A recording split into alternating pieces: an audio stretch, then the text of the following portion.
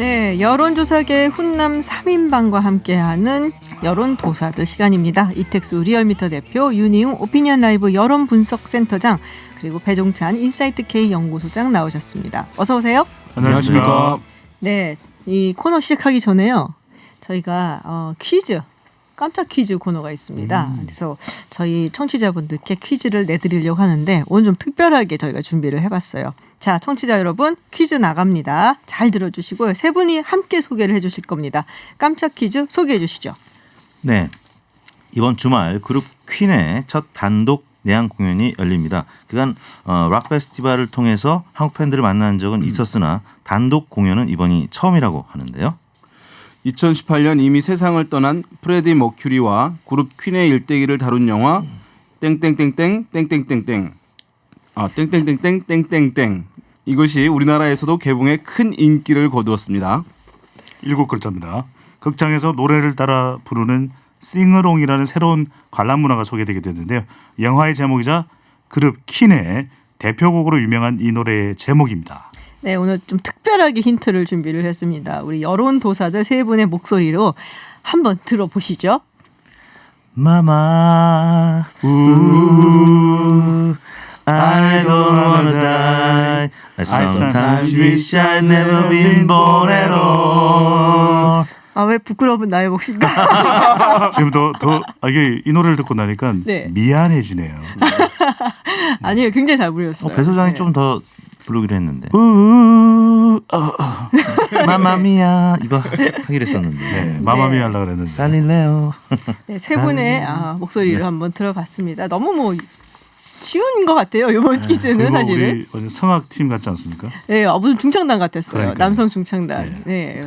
그래서 굉장히 뭐 잘 불러주셨고요. 이 노래 제목을 보내주시면 됩니다. 아까 윤희웅 센터장님 잠깐 실수하셨는데 7글자입니다. 7글자. 네, 땡땡땡땡 땡땡땡. 앞에 4글자, 뒤에 3글자입니다. 네. 네, 맞춰주시는 분들이 뭐 속속 늘어나고 있는데. 그런 거는 얘기하시면 안 돼요. 알겠습니다.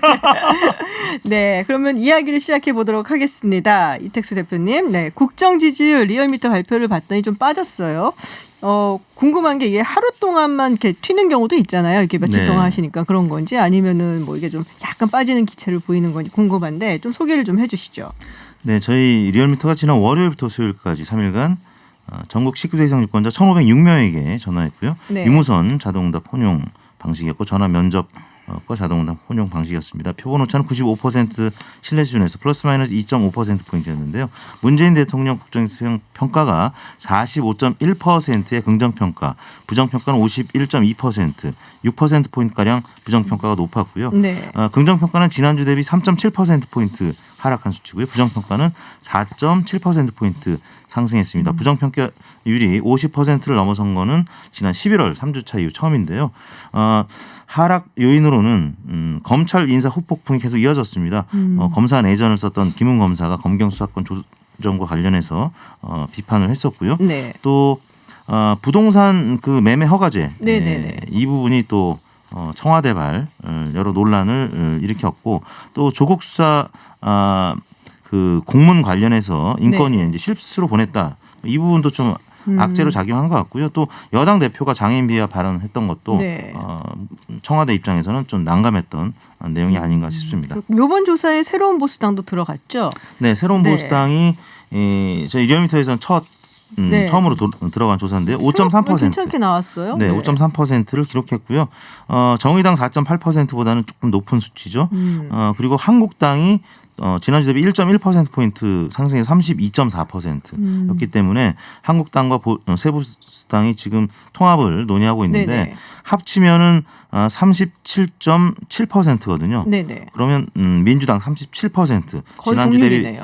4.1%포인트 빠졌기 때문에 지금 거의 동률 혹은 뭐 0.몇 %라도 지금 높은 수치로 나타나서 한국당이나 새 보수당 입장에서는 지금 기대를 한껏 하고 있는 그런 모습이 나타나고 있습니다. 그렇군요. 저는 사실 오늘 아침에 갤럽 조사도 봤는데 네. 갤럽 조사에서 사실 눈길을 좀 끊었던 부분은 이따가도 저희가 한번 이 부분을 짚어보긴 하겠지만은 학생층 있잖아요. 네. 근데 학생층이 원래 이제 19세부터 뭐 60세 혹은 18세부터 이제 60세 이상까지 조사를 하는 거기 때문에 여기서 학생이라고 한다면은 대체로 대학생이 되겠죠. 네네. 근데 학생층이 문재인 대통령 지지라든지 아니면 더불어민주당인지 상당히 좀 박하더라고요. 보통은 굉장히 높게 나왔던 걸 제가 기억을 하는데 진보정당이나 이런 쪽에는 그래서 학생층이 낮게 나오는 게 좀 특이하다라는 네. 생각을 조금 했었던 네네. 아침에 지금 뭐 기억이 대체로 20대 남성과 여성 중에서 네네. 리얼미터 조사만 보면은 20대 남성의 경우에는 문재인 대통령을 지지한다고 응답하는 분들이 한 4명 중에 1명꼴밖에 안 되고요. 그러니까 여성은 이제 긍정평가가 정반대죠. 높습니다. 네네. 근데 이제 남성이 부정평가가 한 60-70%. 그러니까 지금 한 60대 이상과 거의 비슷한 수준의 결과들이 나타나고 있기 때문에 그 부분이 이제 학생층의 낮은 지지율과도 아마 연관성이 있을 것 같습니다. 그렇군요. 20대의 경우에는 관련된 조사가 이전에도 있긴 했는데 남녀가 정반대죠.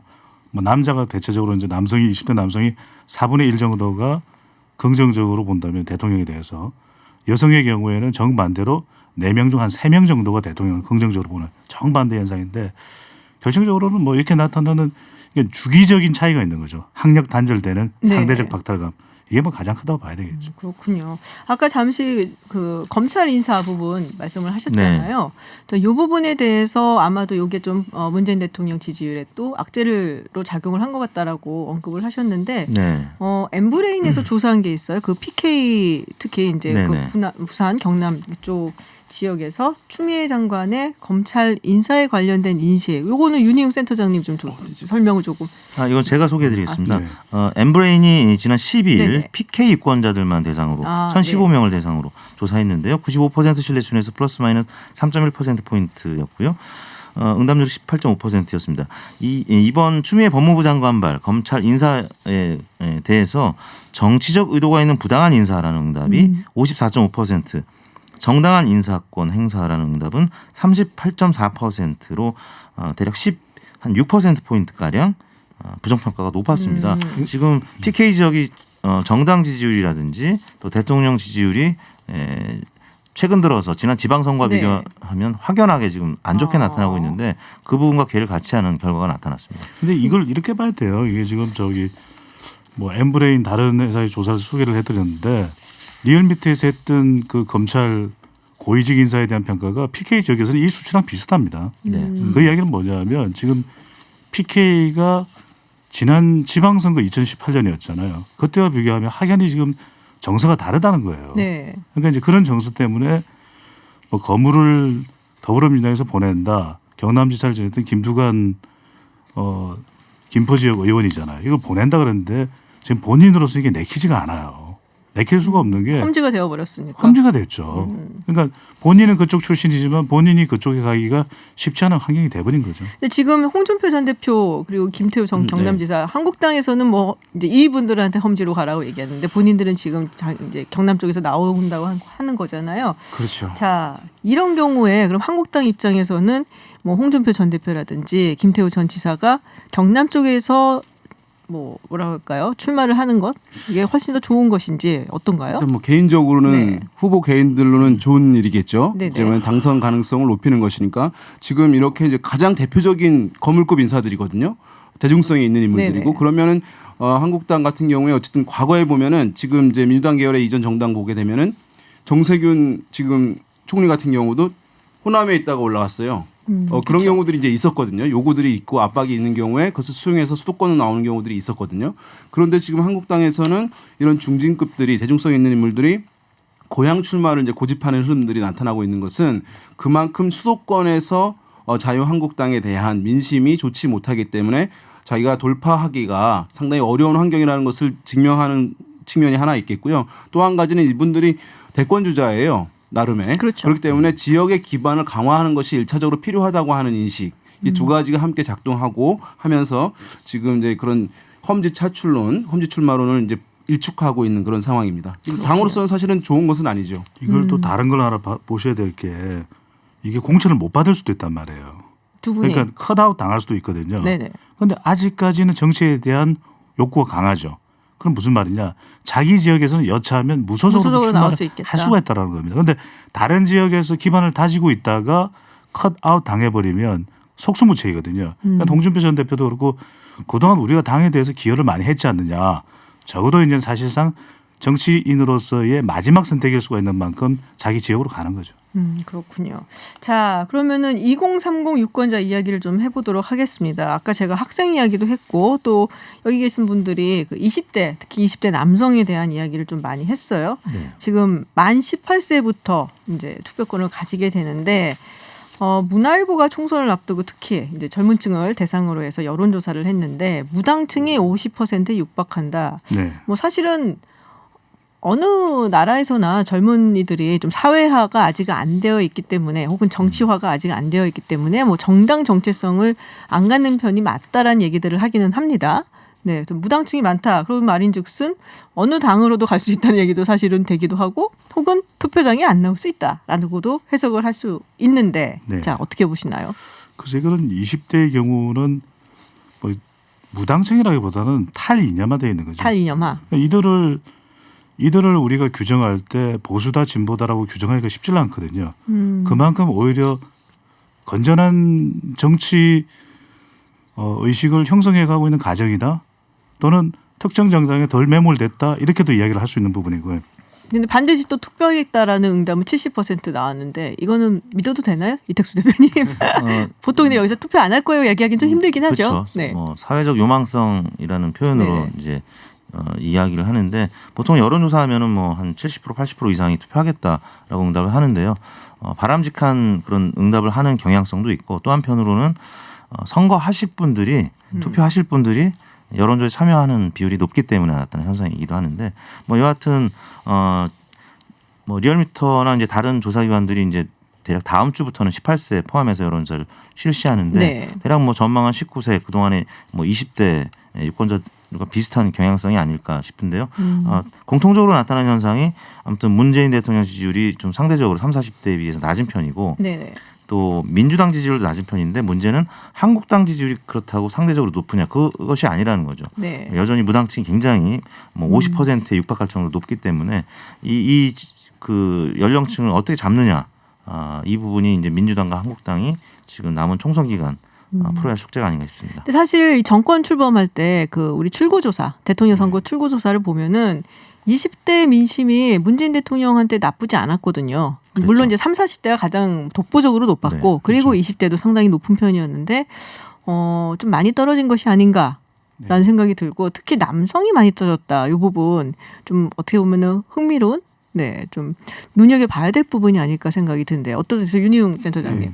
그래서 남성 같은 경우 이제 아까 조사에 보면은 남성에서 이제 문재인 대통령을 지지하지 않는다라고 네. 하는 이탈 비율들이 이제 뭐 60% 이상을 상회하고 반면에 이제 여성은 그렇지 않은 이게 한 세대에서 남녀가 이렇게 차이를 보인 것은 사실 대한민국의 대중의 어떤 여론 역사에서 흔치 않았던 일이거든요. 거의 처음 나타난 현상이라고 할 수 있을 텐데 20대 남성 같은 경우에 어쨌든 기성세대로 진입하려고자 하는 마음들이 일단 있을 텐데 여러 가지 이제 경제 여건상 이제 일자리 문제라든가 취업 등의 문제가 많은 것이 일단 지금 정권을 담당하고 있는 세력에 대해서 또는 대통령에 대해서 불만을 이제 표출하는 현상들의 이제 흐름 선상에 하나 있다고 할 수 있고요. 이런 것은 사실은 과거에 노무현 정부 때도 그런 현상들이 있었어요. 진보 정부에서도 20대들이 어쨌든 자기들의 취업이 어려울 경우에 정부에 대해서 불만을 표출하는 그런데 지금 같은 경우는 이제 남녀가 이렇게 그러니까 남녀 차이가 강화된 이렇게 것은 난단 말이에요. 어떤 이제 현 정부의 여성 정책에 대해서 이른바 이제 여성 친화 정책, 네. 여성 우대 정책 이런 부분에 대해서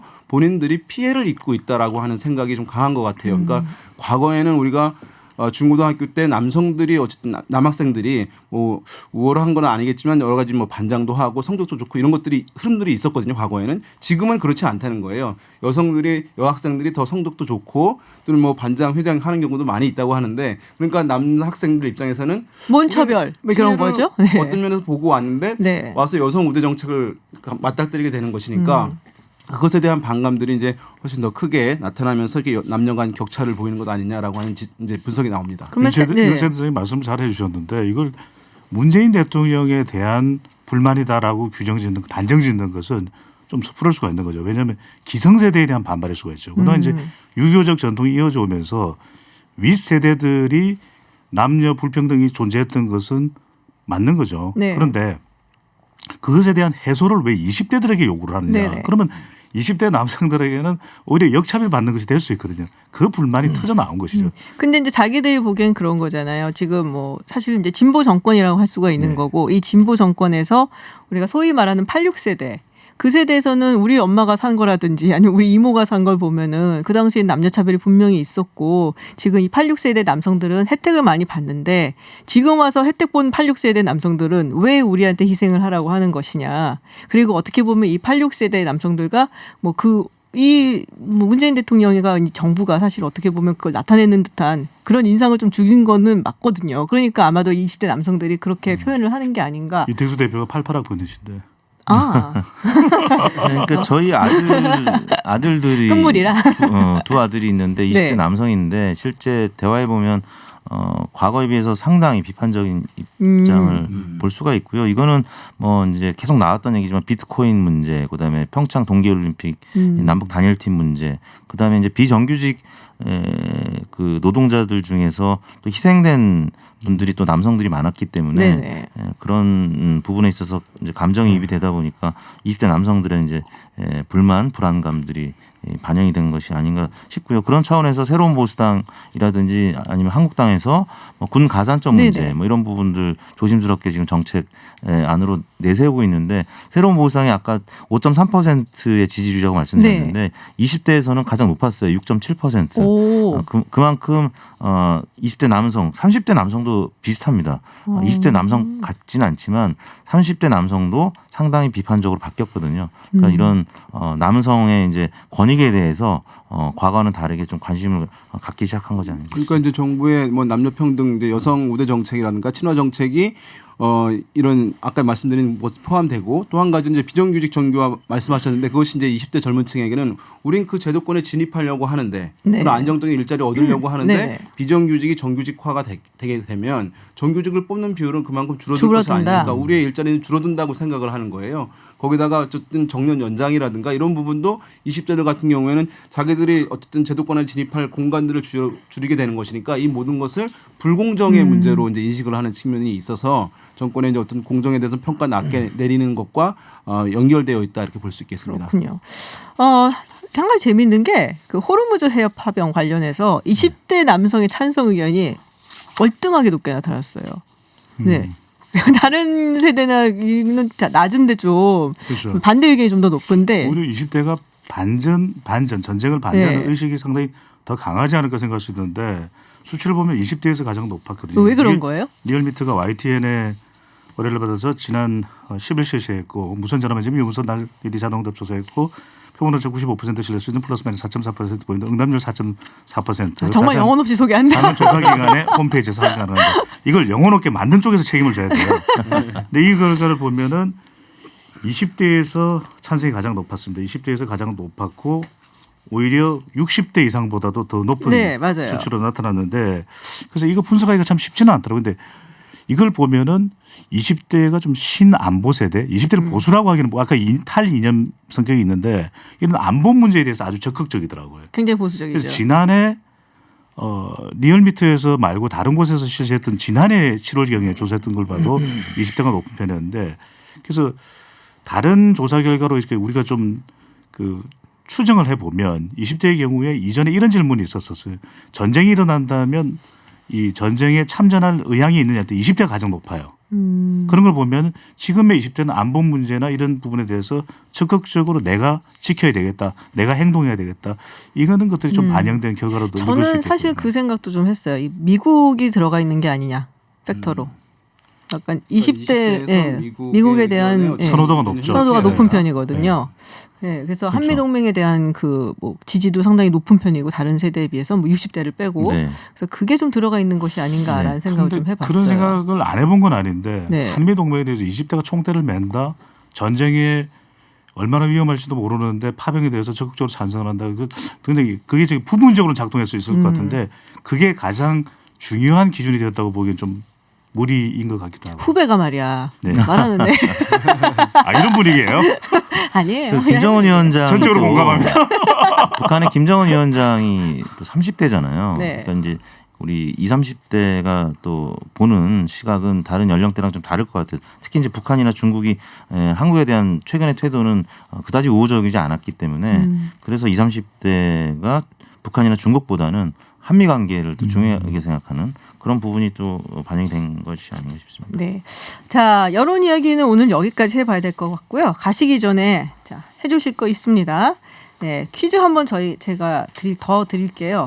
이번 주말 그룹 퀸의 첫 단독 내한 공연이 열립니다. 이번엔 단독 공연은 처음이라고 하는데 2018년 세상을 떠난 프레디 머큐리 그리고 그룹 퀸의 일대기를 다룬 영화 땡땡땡땡 땡땡땡 이 우리나라에서도 개봉해서 큰 인기를 모았는데요. 극장에서 노래를 따라 부르는 싱얼롱이라는 새로운 관람 문화가 소개되기도 했습니다. 이 영화의 제목 그리고 그룹 퀸의 대표곡으로도 유명한 이 노래의 제목은 무엇일까요? 라는 것이 퀴즈고요. 자, 세 분 힌트 주시죠. Mama,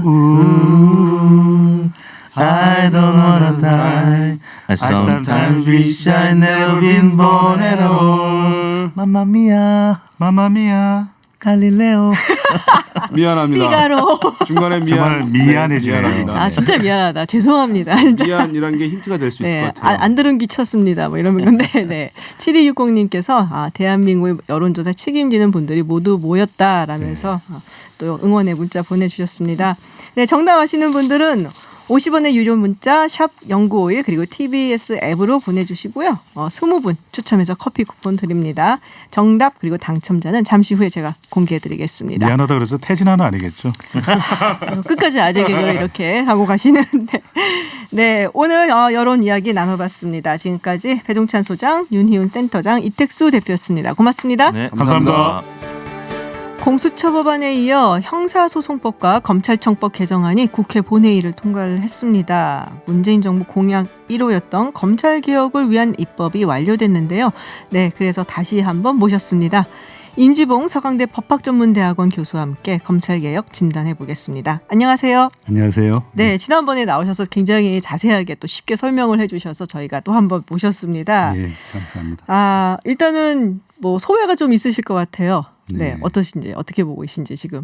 예, 공수처법에 이어서 이제 그 검경 수사권 조정에 관한 형사소송법, 경찰청법이 이제 국회를 통과했죠. 네, 그것은 일단 검찰 개혁이 법률로 규정됨으로써 이제 돌이킬 수 없는 그러니까 불가역적인 검찰 개혁의 단계로 접어들었다라는 면에서 역사적인 의미가 있는 그러한 사건이라고 생각합니다. 네.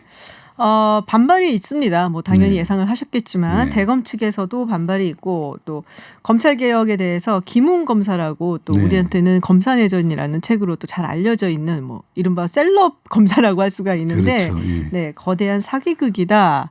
그러면서 사의를 표명을 했어요. 사실 이분이 검경수사권 조정 대응 업무를 맡았던 분이고 참여연대에서도 또 다른 목소리가 나왔습니다. 양홍석 참여연대 공익법센터 소장이 그 방향에 대해서 의문이다라고 사의를 표명을 했죠. 이런 목소리들에 대해서는 어떻게 생각하시나요? 글쎄 그 검찰 개혁이 필요하다는 점에 있어서는 뭐 김웅 검사님도 그렇고 우리 양홍석 변호사님도 그렇고 다 동의를 하는데 그 방법이랄지 그런 면에 있어서 좀 문제가 있다는 그런 지적들로 저는 받아들이고 싶습니다. 네. 특히 이제 김웅 검사님이 지적하신 그 문제점이란 것은 바로 이 경찰에게 사실 검경 수사권 조정 같은 경우는 이제 경찰에게 수사권과 수사 종결권을 줌으로써 어떤 경찰의 권한을 크게 강화해 주는 거지 않습니까? 네. 그런데 과연 경찰에게 그러한 권한 강화가 주어졌을 때 이것이 국민들에게는 어떤 좋은 영향을 끼치겠느냐 말이죠. 예를 들어서 지금 경찰도 개혁이 필요한 그러한 부분들이 많이 있는데 네. 그러한 경찰 개혁이 안 이루어진 상태에서 이렇게 경찰에게 수사 종결권과 같은 그러한 권한을 줬을 때 오히려 경찰이 무소불위의 고역 기관이 되는 것 아니냐 이런 문제 제기라고 저는 받아들이고요.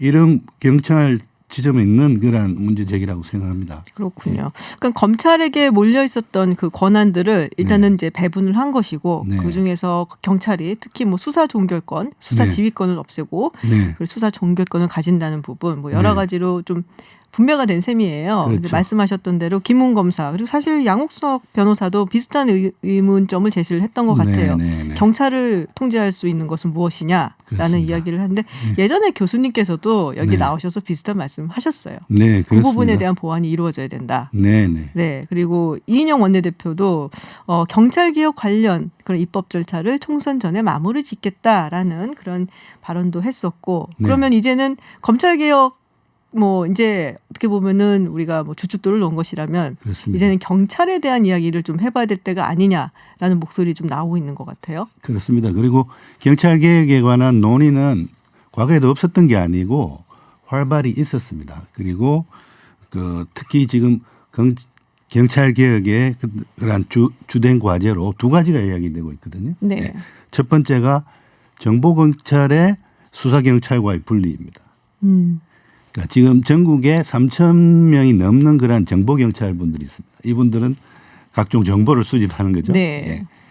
그런데 문제는 이런 3,000분이 넘는 정보 경찰들과 같은 경찰서의 울타리 내에 수사를 하는 수사 경찰이 있다. 그렇게 됐을 때 정보 경찰이 수집한 그러한 정보를 이용해서 인지수사라는 그러한 명목으로 어떻게 보면 그걸 수사에 악용해가지고 경찰이 그런 식으로 어떤 경찰의 강화된 수사권을 남용했을 때 그때는 그야말로 경찰이 무소불위의 권력기관이 될 수 있다는 점이죠. 네네. 그렇기 때문에 경찰에게 수사 종결권을 주기 전에 사실은 정보경찰과 수사경찰을 따로 분리하든지 아니면 중간에 큰 차단막을 넣어야 한다라는 그러한 주장들이 많았고 그건 꼭 필요한 것이라고 네. 생각합니다. 그런 차원에서 민감용 경찰청장이 어젠가요? 국회에서 국가수사본부에 관한 입법이 조속히 이루어지기를 호소한다라고 미리 이제 이야기를 하고 치고 나갔는데요. 네네. 이게 국가수사본부란 게 그렇습니다. 그러니까 그 경찰 내에 행정경찰이라든지 정보경찰로부터 독립된 수사를 전담하는 국가수사본부라는 것을 두고 이 국가수사본부에는 경찰서장 등의 행정경찰도 개입하지 못하게 이렇게 하는 것이죠. 완전히 따로 독립되게. 그렇습니다. 네. 예. 사실 지금 국정원 그러니까 국내 수사 파트가 네. 없어진 상황이라서 그렇습니다. 어떻게 보면 정보가 많이 몰려 있다라는 얘기를 많이들 하거든요. 경찰에. 네. 그래서 이게 경찰이 정보 기능을 하는 경찰의 정보 수집이 어떤 수사에 네. 악용이 되면 안 되기 때문에 그러한 것이 경찰 개혁의 하나의 주된 이슈로 이제 이야기가 많이 돼 왔고요. 그다음에 두 번째가 자치경찰제 도입입니다. 네. 지금 전국에 12만 명 정도의 경찰이 있습니다. 네네. 그런데 이게 국가경찰이란 말이죠. 그렇죠. 중앙에서 통제를 그렇죠. 하는. 중앙집권적인 국가경찰인데 지금 수사권까지 강화된 그런 12만 명의 경찰이 있을 때 과연 또 경찰이 다시 한번 무소불위의 권력기관이 될 수 있다. 그럼 어떻게 해야 되느냐. 경찰권을 자치경찰제의 도입을 통해서 쪼개야 된다는 거죠. 그 경찰권의 지방분산을 통한 어떤 경찰의 무소불위의 권력기관화하는 것을 방지하자는데 자치경찰제 도입의 취지가 있는 것이고 이에 관해서는 이미 법안이 이제 성안이 돼 가지고 네. 국회에서 이제 서둘면 이것도 이인영 원내대표 이야기로는 이제 이번 4월 총선 전에도 이제 통과시킬 수 있고 시켜야 된다라는 이야기가 나오는 것이죠. 네. 그래서 두 가지로 이제 좁혀서 생각하면 자치경찰제 그리고 정보경찰을 어떻게 떼서 독립적으로 만들고 그로 인해서 경찰이 너무 비대한 권력으로 성장하지 않도록 하느냐가 이제 주어진 경찰 개혁에 대한 우리의 주어진 과제다라는 말씀이신 걸로. 그렇습니다. 네, 알겠습니다. 일단은 그래서 검찰 개혁 뭐 발을 띄웠고 그리고 여러 가지 이제 시행을 하게 될 텐데 지금 법무부에서도 법무부지만 이제 검찰에서도 자체 개혁 추진단을 내놨단 말이에요. 네. 검찰 개혁 추진단을 발족을 했어요. 약간 네. 힘겨루기 아니냐라는 이야기가 좀 있습니다. 네. 우리 교수님 보시기에는 어떠세요? 이런 힘겨루기로 보시는 건지 아니면 뭐 좋은 경쟁으로 보시는 건지. 글쎄요, 저는 일부 언론이 자꾸 이렇게 싸움을 경찰하고 그 검찰하고 네. 법무부를 이렇게 싸움을 붙이려는 그러한 식의 조금 기사들 내는 거 뭐 그게 필요한 면도 있겠습니다만 좀 뭐가 낭비적인 면도 있다라고 보고요. 사실은 법무부와 대검 안에 과거에도 이미 각각의 이제 개혁 추진단 혹은 개혁 추진 기구들이 있었습니다. 네. 그러니까 문재인 정부 초기에도 이제 박상기 법무부 장관 시절에요. 법무부 내에 법무검찰개혁위원회를 두지 않았습니까? 네. 그때도 문무일 검찰총장 하에 대검에서도 검찰개혁위원회 혹은 검찰미래위원회 같은 검찰개혁을 논하는 위원회 기구가 있었던 것이죠. 그렇기 때문에 과거에도 이러한 법무부와 대검 내에 검찰개혁을 위한 위원회들이 공존하고 있었기 때문에 이번에 특별히 두 법무부와 검찰이 따로 기구를 두기 시작한 것은 아니다라는 점 말씀드리고 싶고요. 그리고 이러한 개혁 기구들, 그러니까 개혁 입법 실행을 위한 기구들을 대검과 법무부에 두는 것은 저는 꼭 필요하고 바람직한 일이라고 봅니다. 왜냐하면 네. 공수처법이나 혹은 검경수사권 조정에 관한 법률에 보면요. 세부적인 사항은 대통령령 등에 많이 위임하고 있습니다. 그렇기 때문에 지금 이 법률들 개혁 입법에서는 골격만 뼈대만 지금 잡은 것이고 네. 세부적인 내용들은 지금 대통령령의 제정이라든지 이런 것들을 통해서 채워나가야 되거든요. 그렇기 때문에 당연히 법무부랄지 대검에서는 그 대통령령에 관해서 결국 뭐 대통령이 대통령령을 만듭니다만 여러 가지 의견을 제시한다든지 이런 일을 하기 위해서 이런 추진단 등이 필요한 것이죠. 그러니까 양쪽에 다 있는 것이 뭐 어떻게 보면 더 바람직하다라는 말씀이시죠. 저는 뭐 오히려 더 뼈대만 바람직하다고 있으니까. 봅니다. 아. 예. 법무부는 법무부대로 또 의견이 있을 것이고 또 검찰은 검찰대로 의견이 있을 것이고 네. 그러한 것들이 이제 법무부를 통해서 대통령령에 수렴돼 가는 것이 가장 민주적인 그러한 대통령의 재정 과정이라고 생각합니다. 직제 개편안을 발표를 했어요. 추미애 법무부 장관이 그 네. 직제 개편을 발표를 했는데 대검 측에서는 반대 의견을 공식적으로 내놨고요. 네. 그리고 오늘 변호사 130여 명도 추미애 장관 검찰 인사와 직제 개편 추진은 법치주의 유린이다라고 상당히 센 성명을 냈습니다. 네. 뭐 여러 가지 반발이 좀 많이 나오고 있어요. 사실 뭐 검찰뿐이 아니고 이제 그 재판부 그리고 판사들 사이에서도 이런 얘기들이 좀 나오고 있는 것 같은데 자 직제 개편 어떻게 보셨어요? 사실 이 직제 개편이 이루어지면서 중간 라인 그 검사들 네. 뭐 차장 검사, 부장 검사의 네. 인사가 가능해진 거잖아요. 안 중간 그러면은 간부급. 예, 근데 안 그러면 1년 정도의 보직을 보장해주는 기간이 이제 있었는데 직제 개편이 있고 이 사람들이 인사가 날 수가 있게 되고 네. 네 그러면은 뭐 많은 사람들이 뭐 제기하는 의문점 같은 건 그러면은 수사는 이렇게 얘기가 나오거든요. 네, 네, 네. 어떻게 보고 계세요? 그러니까 직제 개편안의 핵심은 네, 그 사실은 그 직접 수사 부서 네, 그러니까 과거엔 특수부였고 지금 명칭이 바뀌어가지고 반부패 수사부죠. 네네. 예.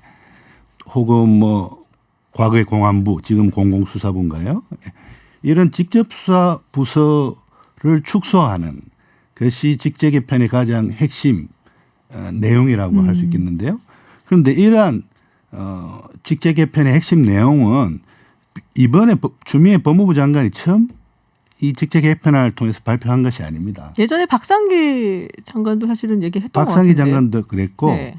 기억을 거슬러 올라가면요. 지난 9월 30일 날 그 문재인 대통령이 당시 조국 장관이죠. 예. 청와대 법무부 업무보고에서 법무부에도 검찰개혁의 방안을 이렇게 마련을 해서 국민의 의견도 듣고 이래가지고 제시하라 했고 또 검찰 대검에 대해서도 그러니까 검찰총장을 언급하면서 윤석열 검찰총장에게 검찰 자체의 어떤 개혁안을 내놓으라고 했고 법무부에서 이미 대검에서 이미 윤석열 총장이 그 직후에 바로 이 특수부 세계 지청에만 두기로 하는 이 특수부 축소라든지 또 뭐 검사장급 관용차 금지라든지 뭐 맞아요. 또 심야 수사 금지라든지 이런 것들을 계속해서 내놨고 법무부는 그러한 대검의 셀프 검찰 개혁안에다가 국민의 의견들을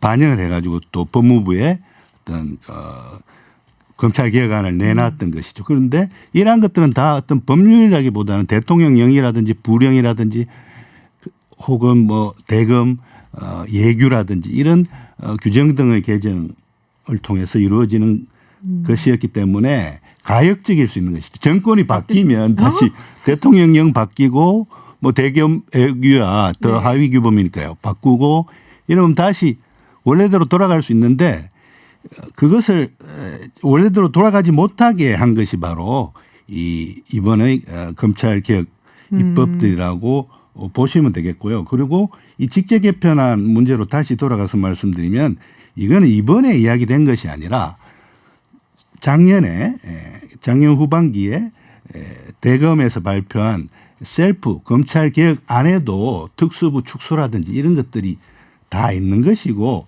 그 연장선상에서 지금 법무부가 이번에 직제 개편안을 이제 발표한 것이라고 저는 볼 수 있다라고 생각합니다. 추미애 장관이 일방적으로 한 것이 아니라 원래 네. 이제 이 방향으로 가려고 했던 것이다. 그렇습니다. 특수부 축소라든지 예. 특히 직접 수사, 우리 네. 인지 수사라고 얘기를 하나요? 네. 근데 그거는 이제 줄이는 것이 이제 원래의 목표였다라고 말씀을 하시는 거죠. 그렇습니다. 그러니까 지금 이 검찰 개혁 입법이라는 걸 생각해 보십시오. 수사권을 이제 수사 종결권을 경찰에게 줍니다. 네. 그러면 검찰은 뭘 할까요 앞으로? 주로 기소권과 관련해서 이제 권한을 가지는 것이죠. 그럼 공수처는 뭘 하나요? 예. 일부 고위공직자들의 범죄 사건에 대한 수사와 기소를 전담하는 기구가 될 것입니다.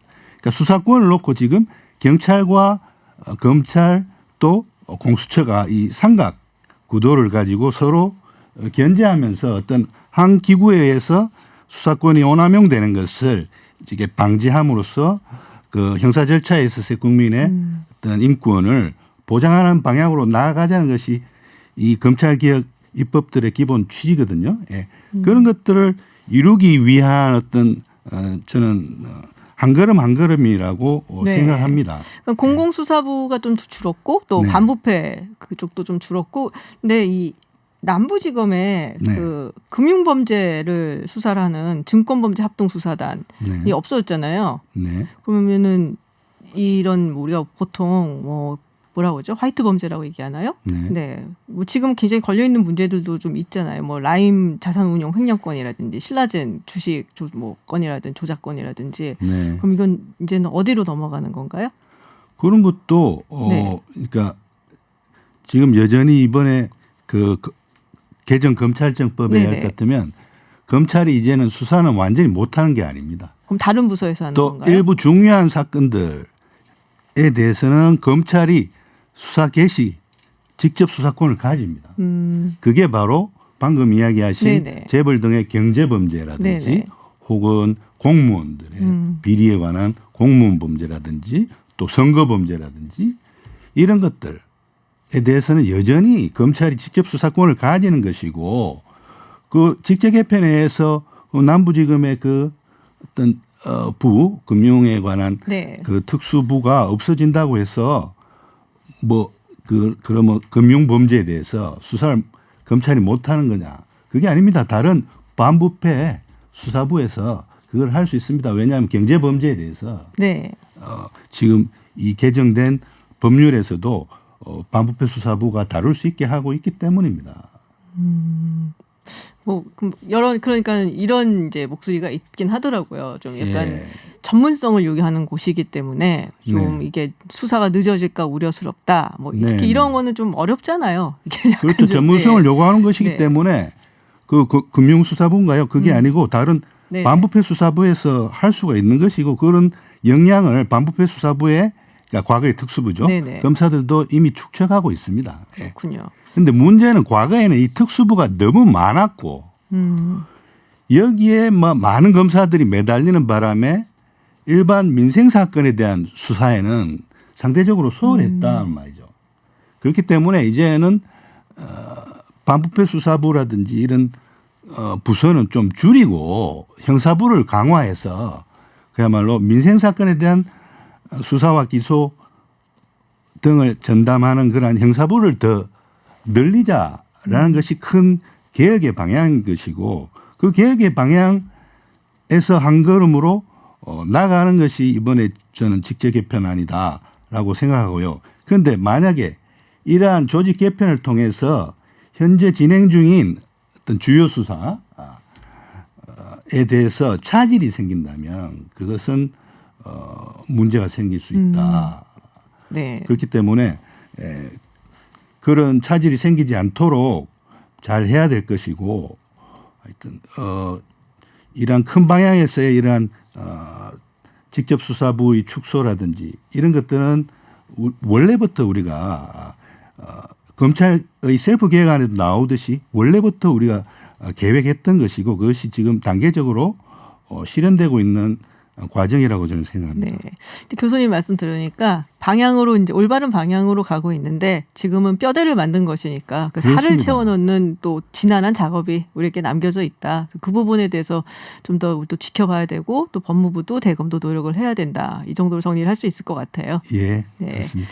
네, 오늘 말씀 감사합니다. 뭐 천천히 그리고 굉장히 쉽게 설명을 해주셔서요. 네, 오늘 말씀 감사드리고요. 또 저희가 한 번 더 시간이 되면은 스튜디오에 모시겠습니다. 예, 고맙습니다. 고맙습니다. 네, 지금까지 임지봉 서강대 법학전문대학원 교수님과 함께 이야기 나눴습니다. 네, 지난해 말부터 시작됐던 메이저리그의 사인 훔치기 논란이 일파만파 번져가고 있습니다. 자세한 이야기 이데일리 이성무 기자와 함께합니다.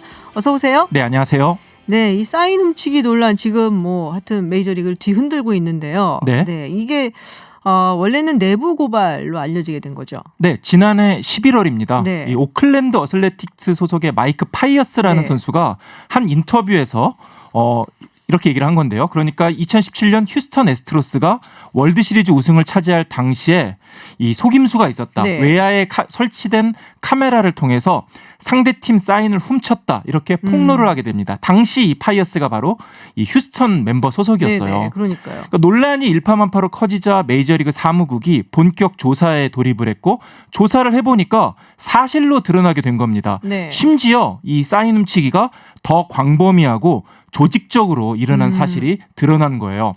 게다가 2017년 우승팀 휴스턴 애스트로스뿐만 아니라 2018년 우승팀인 보스턴 레드삭스도 이 사인 훔치기를 한 사실이 추가로 밝혀지게 됩니다.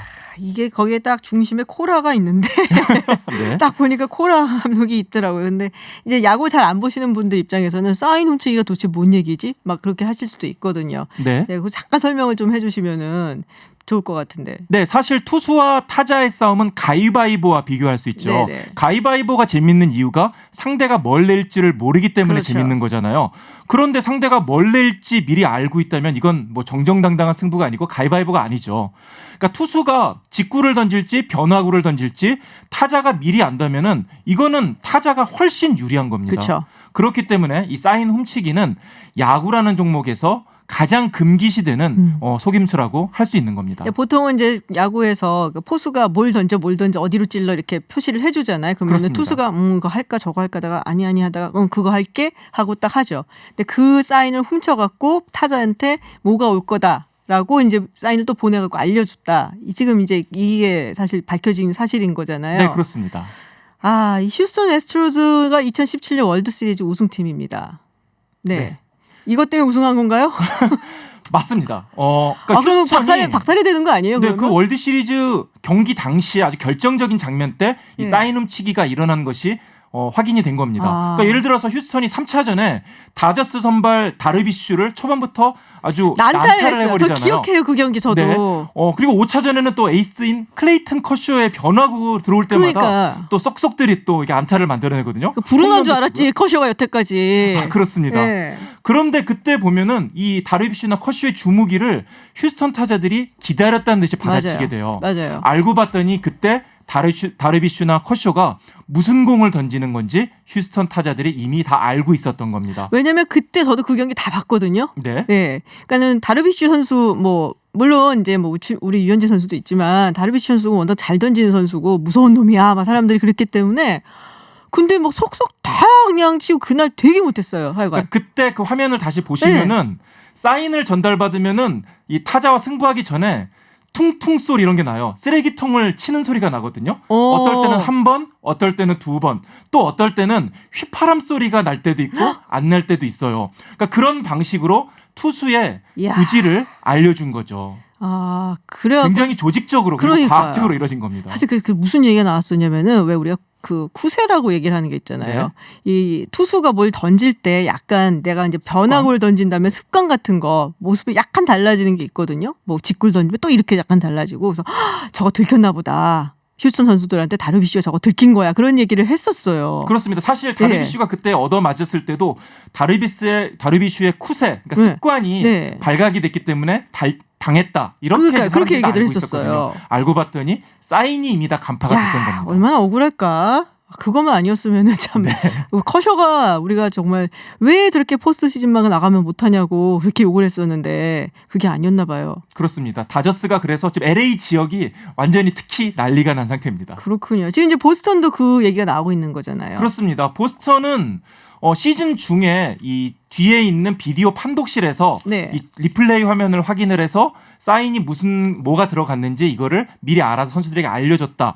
이렇게 지금 메이저리그 사무국은 의심을 하고 있는데요. 하지만 보스턴 구단은 이거를 우리는 결백하다. 우리는 월드 시리즈에서는 적어도 이런 건 없었다. 이렇게 지금 주장을 하고 있는 상태입니다. 근데 이 보스턴 감독 알렉스 코라가 그 전에 휴스턴에 있었단 말이에요. 그래서 그렇습니다. 제가 아까 이 사람이 중심이라고 얘기를 했던 게 쿠사가 일본 말이었군요. 죄송합니다. 저 몰랐어요. 네, 근데 야구에선 그게 흔히 쓰이는 말이고요. 이 알렉스 코라 감독이 보스턴 감독이 되기 전에 2017년 바로 휴스턴 이 벤치 코치였습니다. 우리로 따지면 수석 코치 같은 거고요.